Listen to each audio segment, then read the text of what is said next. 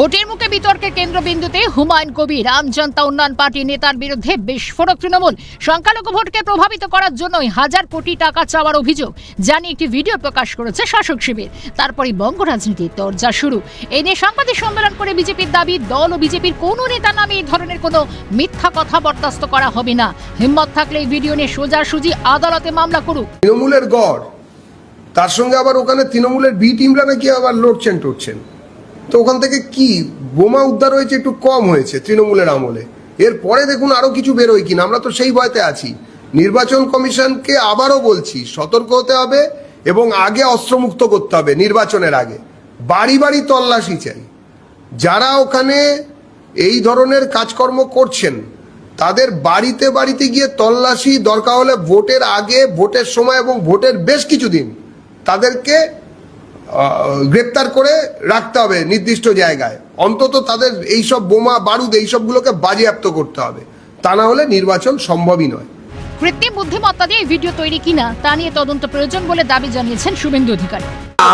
আমার কোনো স্ট্যান্ডই নেই। আমার নাম অনেকবার ওখানে এসেছে। প্রথমত এটা এআই দিয়ে আইপ্যাক বানানো কিনা এটাও তো দেখতে হবে, কারণ এআই দিয়ে তো সবকিছু বানানো যায়। কিন্তু সেখানে মধ্যপ্রদেশের মুখ্যমন্ত্রী, আমার কথা ছেড়ে দেন, মধ্যপ্রদেশের মুখ্যমন্ত্রীর কথা বলা হয়েছে, একবার পিএম এর কথা বলা হয়েছে। এই গুরুতর অভিযোগ। হুমায়ুন কবির কি করবেন জানি না। ওনার এটা সেন্ট্রাল ফরেন্সিক ল্যাবে তদন্ত এবং সিবিআই তদন্ত দাবি করা উচিত। মধ্যপ্রদেশ সরকারেরও উচিত এটা স্পেশাল ইনভেস্টিগেশন দেওয়া, এবং এই আইপ্যাকে যারা এগুলো কারবারটা করেছেন বা এআই দিয়ে বানিয়েছেন, এআই কিনা দেখা দরকার আছে। এ নিয়ে পাল্টা কুণাল ঘোষকে নিশানা করছেন সুকান্ত মজুমদার। কুণাল ঘোষের কার সাথে আন্ডারস্ট্যান্ডিং আছে সেটা তোকে খুঁজে বের করুন। কুণাল ঘোষ জিতে গেলে তৃণমূলে থাকবে তো, না অন্য কোথাও যাবে? আমি তো জানি অন্য কোথাও যাবে। আপনারা খুঁজে বের করুন।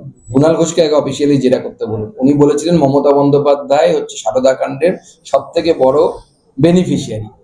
এর জন্য আগে জেরা হওয়া উচিত, তারপরে অন্যটা পাওয়ার কথা। হুমায়ুনের এই ভিডিও নিয়ে তৃণমূলের বিরুদ্ধে সরব হয়েছেন সিপিএম এর রাজ্য কমিটির সদস্য শ্রমিক লাহিড়ী। ওরাই ভালো বলতে পারবে আগে কত হাজার কোটি টাকা দিয়েছিল আর এখন কত কোটি টাকা দিয়েছে কে। এতো সবচেয়ে ভালো তৃণমূল বলতে পারবে, কারণ তৃণমূল আর বিজেপির মধ্যেই তো যাতায়াত করে।